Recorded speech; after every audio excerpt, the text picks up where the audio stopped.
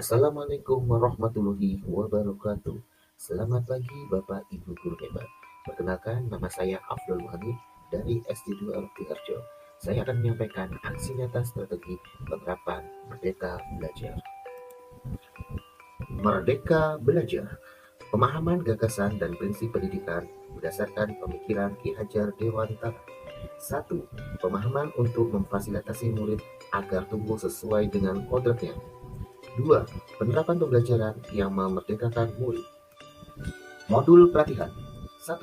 Mengenali dan memahami diri sebagai pendidik. 2. Mendidik dan mengajar. 3. Mendampingi murid dengan utuh dan menyeluruh. 4. Mendidik dan melatih kecerdasan budi pekerti. 5. Pendidikan yang mengantarkan keselamatan dan kebahagiaan. Mengenali dan memahami diri sebagai pendidik. Sebagai pendidik, tentunya sudah seharusnya mampu mengenali karakteristik dan kebutuhan murid. Akan tetapi, hal yang paling mendasar juga harus dimulai dari diri sendiri, yaitu mengenali kekuatan dan kelemahan diri. Mendidik dan mengajar. Kita percaya bahwa sekolah dan pendidikan merupakan bekal untuk murid kita mengais masa depan. Pengajaran adalah suatu cara menyampaikan ilmu atau manfaat bagi hidup anak-anak secara lahir dan batin. Pendidikan sebagai tuntunan, yaitu tuntunan dalam hidup tumbuhnya murid. Maka mendidik adalah menuntut segala kodrat yang ada pada murid, agar mereka dapat mencapai keselamatan dan kebahagiaan yang setinggi-tingginya, baik itu sebagai manusia maupun sebagai anggota masyarakat. Mendampingi murid dengan utuh dan menyeluruh. Pendidikan bergerak dinamis menyesuaikan keadaan yang terus bergerak begitu cepat.